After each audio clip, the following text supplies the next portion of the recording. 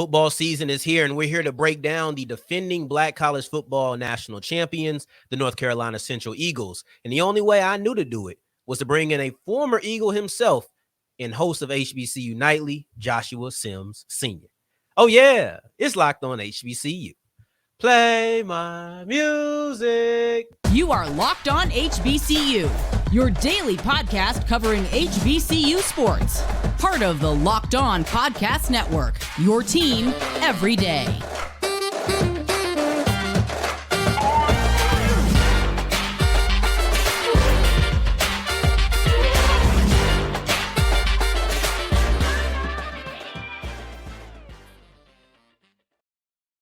What's going on, family? Welcome back to another episode of the Locked On HBCU podcast, your number one daily one-stop shop for everything HBCU athletics, Monday through Friday, part of the Locked On Podcast Network, your team every day.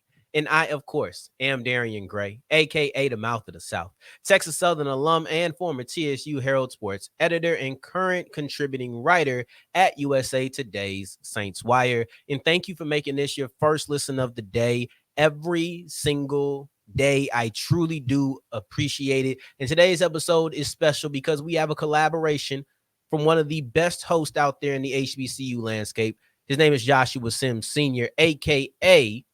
HBCU Nightly. We'll be breaking down his alma mater, North Carolina Central, and also his own platform and how he was able to pivot from athletics into media.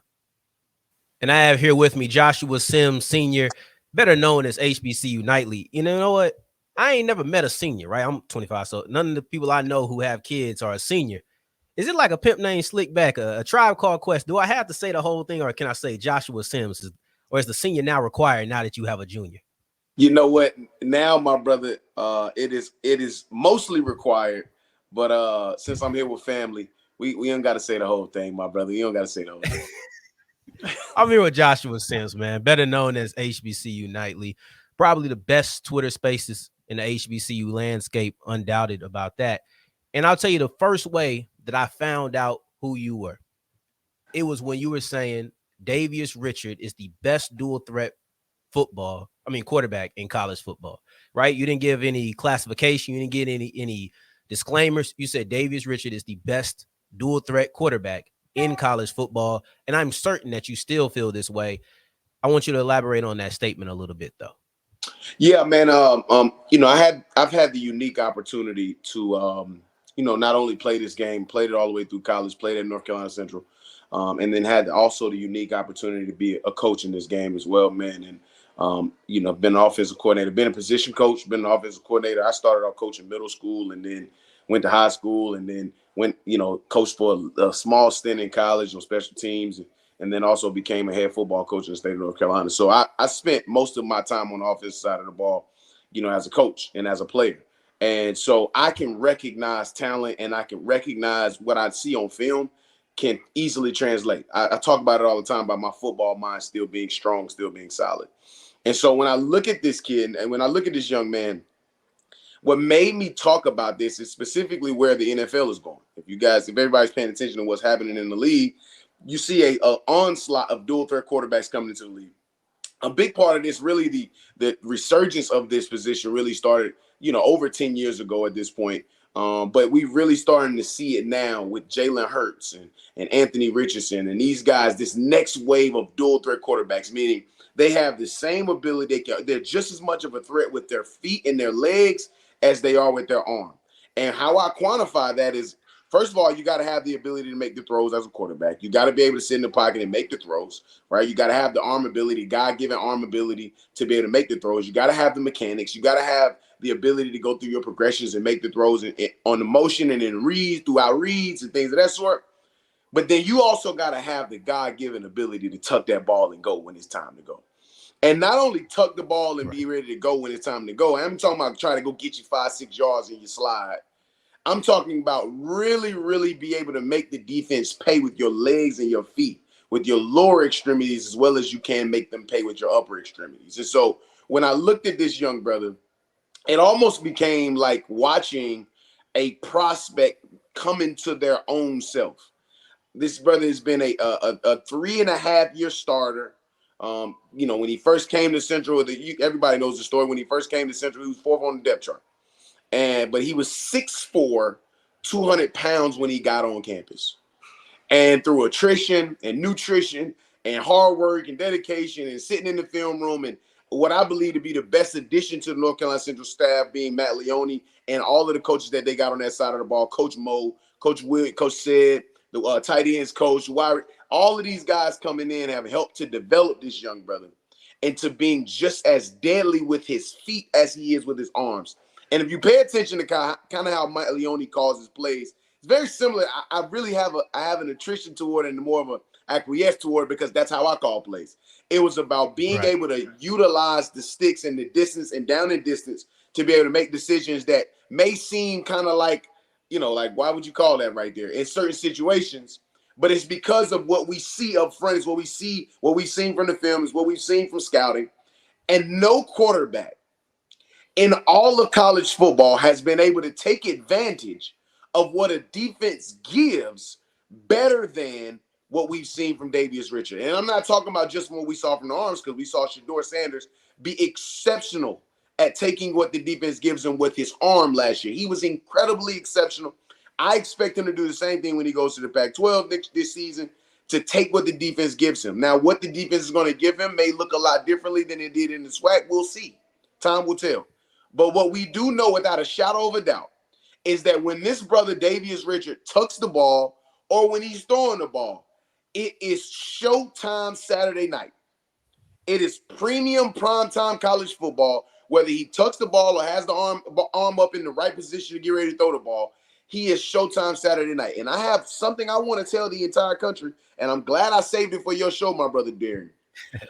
This brother, this offseason, spent time with probably our second most storied quarterback in all of North Carolina Central history, being Malcolm Bell. Hall of Fame quarterback Malcolm Bell now. He spent this offseason working on his throwing mechanics. And I got to say that again. He spent this offseason working on his throwing mechanics to prepare for this season. If you guys haven't been listening, Coach Oliver said, we're going to turn them loose. How much more can you turn a guy loose who had 45 total touchdowns last year? 17 or 16 or 15 or some of them on the ground? Almost 1,000-yard rusher? 2,500-yard passer? It's because we know there's food still on the table for him as a passer. So when I say he's the most dynamic, best dual threat quarterback in all of college football, bar none, subdivision none, doesn't matter whether you're playing Division I, Division II, Division III, or you're playing Pop Warner football on Saturdays, this brother is showtime on Saturday nights, and we'll get a chance to see this brother in a week or so against Winston-Salem State. Well, let me ask you this, because there are going to be people who make the competition level conversation. So I ask you this, because we know that exists. Whether or not we feel like it should, we know that is a real thing. What does Davius Richard need to show to NFL scouts to kind of make that conversation null and void this season? Well, what we call is, different passing progressions are in different tiers.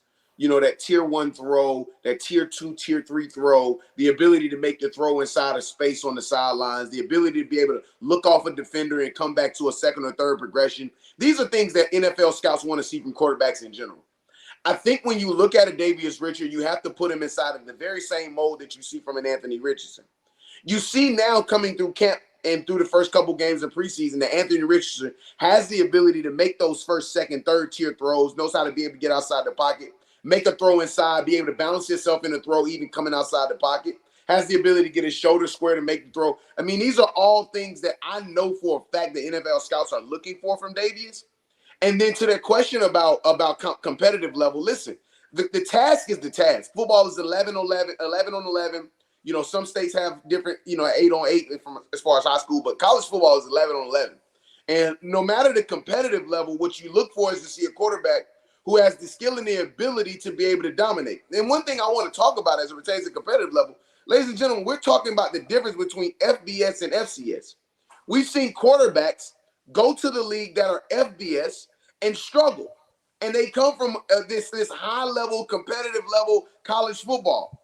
We've seen guys from the FCS go to the NFL and flat out beat out these guys that they said had a higher competitive level. And the reason that is because skill and ability transfers regardless to what the competitive level is. Regardless to the subdivision or the division, skill and ability transfer. It's an easily transferable opportunity as it pertains to you going from college football to the NFL. Hence the reason why a guy like a Josh Williams, who was a Division II CIAA standout All-American, goes to the NFL his rookie year, and he has an impact on the game. The same thing happens from a quarterback perspective. Does he have the ability to make the decisions? Can he make all-tier, all-level throws? Does he know when to tuck the ball and go? Is he a physical caliber quarterback? And can he make a play when a play is needed? So you'll go through 12 games this season, and you'll see if Davius Richard can make the throws. Can he make high tier 3, high tier 2, tier 1 throws? Does he know when to take what's given to him? Does he know when to tuck the ball and go? Can he make his progressive throws? Can he go through his reads? And that's all we need for a quarterback to be able to show to an NFL, to an XFL, to a USFL to say whether or not he's good enough to be a professional.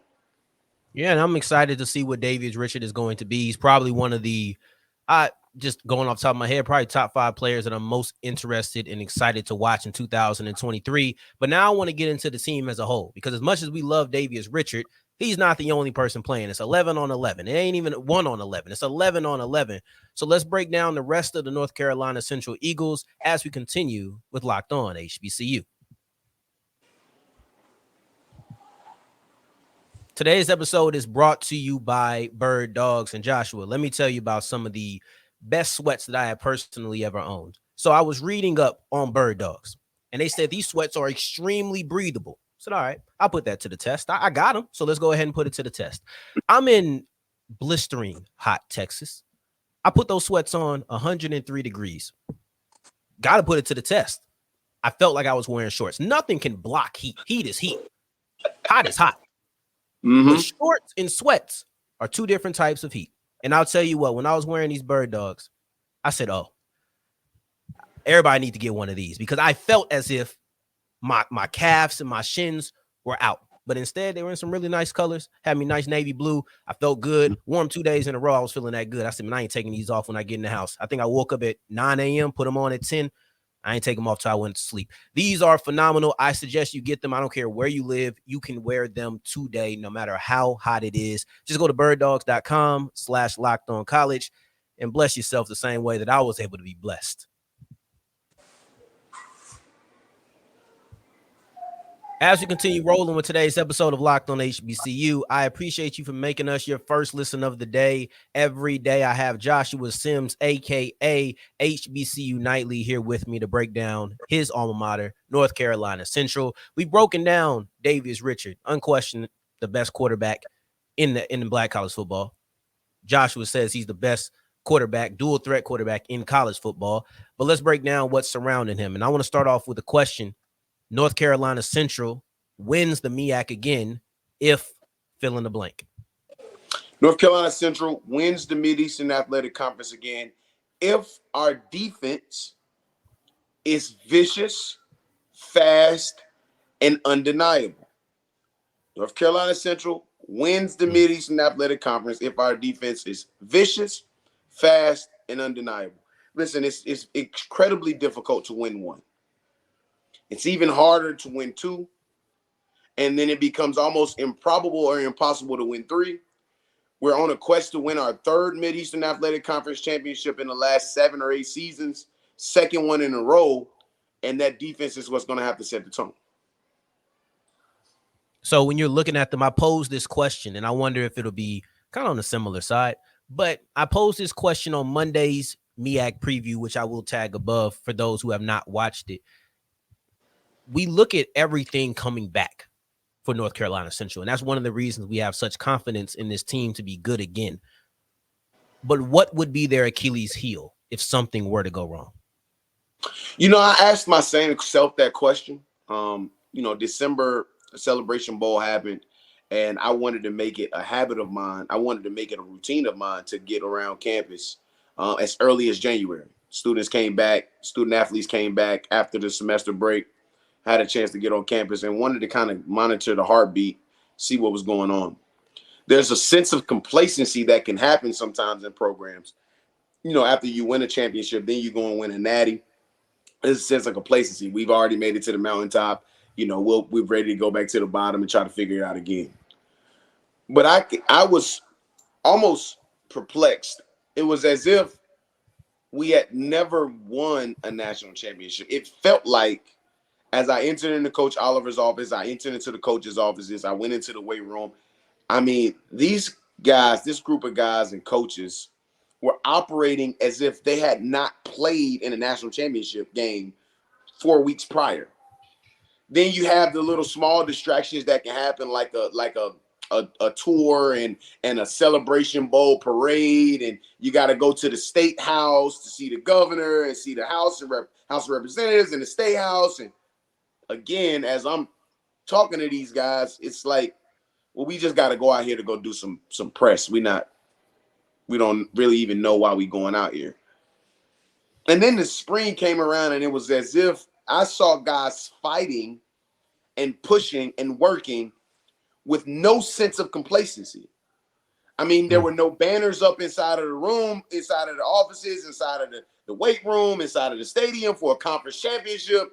At the spring game, they didn't wear conference championship shirts. They didn't wear national championship shirts. Sometimes what you often see, especially because you may have some guys coming on campus to visit during the spring game, it was as if it never happened. And then I saw this defense. And I saw how nasty this defense is. A couple of guys that didn't get a chance to play and really showcase themselves last season coming back healthy. And I saw how much in all of those post-game interviews, post-spring game interviews, I was asking them questions, and they were almost like, we didn't win that last year. The offense did that. We out to get a certain level of respect, not from everybody else. We got to make those guys that's in them rooms across the hall, we got to make them respect us. And so I was like, okay, this is different. Because I can remember the effervescent air that was in the room when North Carolina Central lost the Celebration Bowl against Grambling. Not only were we feeling bad for ourselves, but we downright just couldn't get it out of our minds. Right. And with this squad, you win a national championship, but you now have a single star up there, and they almost put an asterisk on it themselves, brother, because of the fact that they did not go undefeated in conference. And they dropped that game against South Carolina State. So to answer your question, I think that they figured it out already. They figured out that in the last 2 seasons, the only team that has beat them inside of this conference is South Carolina State. They figured out that they had to share a championship this past season with Howard University.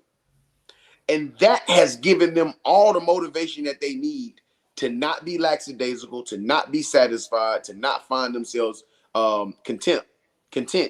And so you'll get a chance to see an even more motivated team this year because they've heard all the chirping. They're even more motivated than they were this time last year. Yeah, and I think it's interesting because it sounds like you're saying the typical Achilles heel would be complacency, but they're not feeding into that. So you don't think that would be a thing that does them in. But one of the things that I pointed to, and it was the one thing I could look at without just going through every single game and breaking down film in depth, the way to be able to answer this as accurately as possible, is the one thing it felt was a little off was pass defense and rushing the pass, or pass defense. And part of that is rushing the passer. So when looking at the defense, and you said they're looking at the offense like the offense wanted, what needs to happen to turn defense around? The front seven needed to kind of come together. Without question, those back end guys, those DBs are probably one of the most fluent groups in all of college football as well. You got multiple All-Americans in that group. Brandon Codgerson, a lot of people forget Brandon Codgerson a couple years ago was an All-American. Khalil Baker, obviously all-world All-American. You have young guys in there like Jason Chambers and Cole Jones, and who are in that group, as well as others, man, Manny Smith and a lot of guys. I mean, there's so many guys in that room. I don't want to start not calling those guys that's in that DB room, but they have so much depth in that DB room that it almost makes people forget that though we could not get passed on a lot, other than against Shedeur Sanders in the Celebration Bowl, though we didn't get passed on a lot, we also didn't do enough up front. And so a lot of that had to do with injuries. Being able to get some guys in to be able to provide some depth was another big question for us going into the offseason this season. And I think they addressed those issues. But there's some special pieces that have arrived on that campus that I think that the country is going to find out fairly early and definitely often. I mean, you got the Tez, you got the Jaden Taylors. Those guys are going to lead that interior defensive line. They're going to continue to be men amongst boys. I mean, that's just the fact of the matter. That linebacking core is going to continue to be led by Max Urin, Jacob Brevard, and then they've got an incredible depth there. They got a couple guys that have moved over to the linebacker position that can provide some athleticism inside of that linebacker room.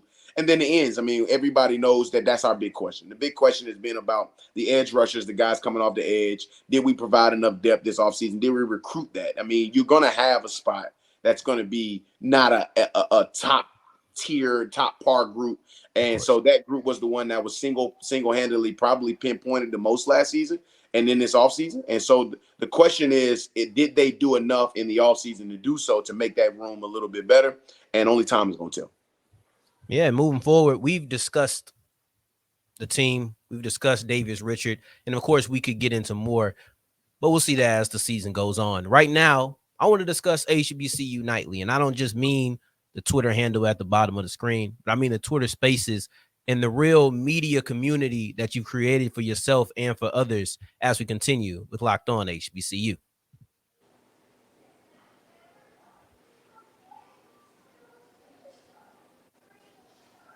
And as we're wrapping up today's episode of Locked On HBCU, I appreciate you for making us your first listen of the day, every day, making it all the way to segment 3. And I thank you 2 times for that. Thank you. Thank you. And I have my guy, Joshua Sims, here.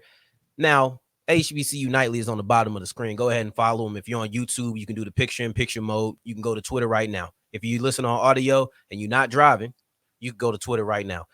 Follow him on HBCU Nightly, but it's more than just a Twitter handle. It's more than just a Twitter handle. It's also a show. And I was just wondering what even led you to creating this platform in the first place. Around July of last year, I've tried to stay as close to our program, as a North Carolina Central program, as possible. Had a chance to come inside of the football facility there in North Carolina Central. And, came up the steps and saw Coach Oliver and a gentleman who played back in the 70s just sitting there talking. They were chopping it up, sitting in the recliners, man, and they were just chopping it up. And, I just kind of sat down, had my son with me. We sat down and we just kind of listened. The guy asked me, the gentleman who played back in the 70s, he asked me, when did you play here? I told him I played from 2009 to 2012 and, where I lived. And we kind of caught up and talked about it. We talked about some of the people that we knew in common. And I asked Coach, this is, just kind of right off the cuff. I said, Coach, how many guys are here right now? It was July, second session of summer school. And he said, well, we've got about 90% of the team here. And the other 10% of the team will be here next week.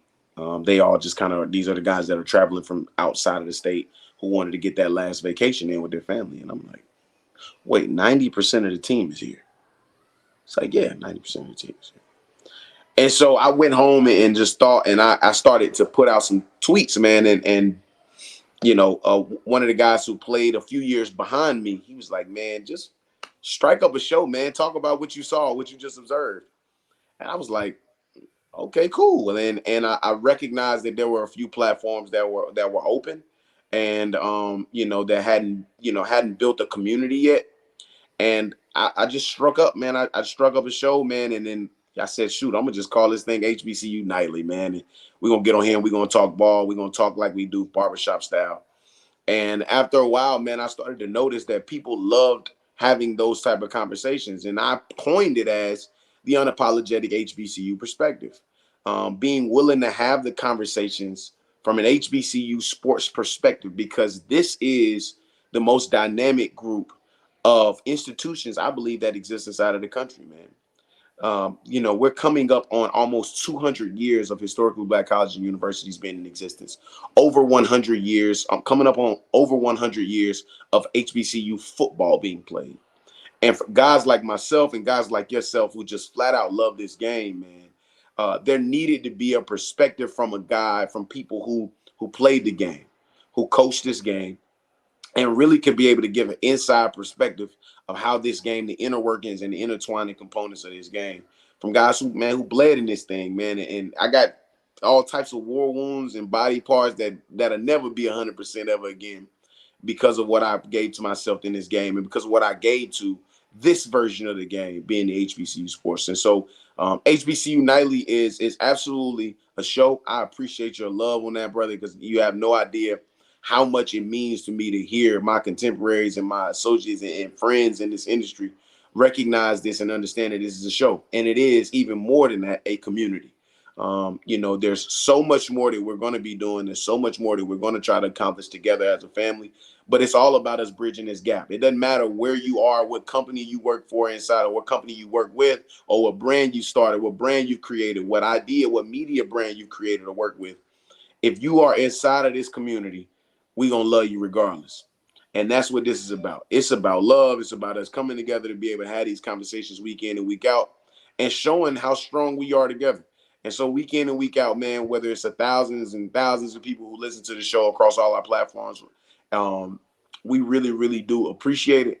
And we're going to continue to keep doing this thing, man. As my brother Banks, as my brother Busy Banks said, as we proceed, we're going to continue to keep giving everybody what they need. So we really do appreciate the love. Yeah, man, you created I believe, a truly unique culture in a way that, of all the platforms, of all the shows, this is, I would say, the most interactive, the most community focused HBCU media show out there that I have seen, where anybody can come in, they can chime in, and it's been fun. And I'll ask you this. We have new media versus old media. It's a conversation, the Draymonds and the Stephen A's, You're a former player, so I don't know where you would fit in this, seeing that I guess the new media seems to be active players. I don't know. But I'll ask you this. How does your playing days affect your media style? And you can answer that in any kind of way that you want to take it. Yeah, so I consider myself new media. And the reason why I consider myself new media, there's a handful of tenets that I talk about with our partners, our crew and contributors, and everybody has heard it. You've heard me say it on the show. These tenets is what dictate the perspective and the way that I orchestrate my media style. The first being that we are human, so there's natural bias. I don't run away from the bias, but I have the ability to walk and chew gum at the same time. I can be a super fan of my institution while also covering the game from a non-institutional perspective, but being able to focus on the game itself. The second thing that I believe, the second tenet that allows for me to be new media, is I separate the institution from the sports. Where it is traditional media, in a lot of ways, they kind of find a way to wedge the institution in the sports. You'll see it a lot of times in other places. I don't want to kind of focus on those things. But what we do here at HBCU Nightly is we separate the institution from the sports. The third thing is this: it's never a bad time for us to get into football talk and really get in depth and get into different things. One of the things I did on this show, which I'm gonna enjoy, brother, anytime you want me to come out, I love the fact that you let me kind of talk about it from a coach's and a player's perspective, because that's a bit of my style. That's a part of my style that as you grow a media brand, sometimes you have to pull that back a little bit, and you have to be willing to have conversations about things that you may not be so familiar with, or you have to let other people lead the conversation. And so that's something that I'm still getting used to, but it's never a bad time. And it's never too good of a time for us to be able to get into football talk. And that last tenet is that we are all family. This is 100 plus community. So whether you attended an HBCU and graduated from HBCU, sent a child to a historically Black college or university, or you financially support a historically Black college or university, you are allowed to be in these conversations, and we want you to have these conversations. And that last tenet that goes along with that is, if you disrespect those four letters, I have absolutely no problem from a media perspective letting you know about yourself. And I will do that in as many means and ways as possible, whether that's on the live show, whether that's just through conversation, to be able to let you know, because disrespect to those four letters, which I believe to be the most impactful institution that Black people have created inside of this country since the beginning of our time here inside of this country, it is the most impactful. I believe it's the most impactful. And so I cannot allow for anybody to deter or deteriorate or disrespect those institutions. Man, and it's been a joy. It's been a joy. I hope to be able to do this again sometime during the season. Hopefully a couple of times during the season, break down North Carolina Central. I was recently accused of having a North Carolina Central bias. I don't know where that came from. They see my TSU flag behind me. But Listen, you know what? Ain't nothing wrong with it. It is what it is. Ain't nothing wrong with that. Ain't nothing wrong Don't with lean that. into this. Listen, wrong I with love that. WWE. I love WWE. And every good heel has to know when to lean into their gimmick. So if I'm going to be a North Carolina Central bias, let's go Eagles. I will let them have it, all right? But I appreciate you, Joshua Sims Sr. We're going to treat it like a Tribe Called Quest and say the whole thing, put some respect on his name. Yes, HBCU Nightly on Twitter. HBCU Nightly, I think on Instagram as well. I got to make sure I get out there and follow you. And HBCU Nightly is the platform you need to go ahead and watch. And I appreciate you for making this your first listen of the day every day and checking out this collaboration. Until the next time they hear each other, family, take care. Stay blessed. Peace.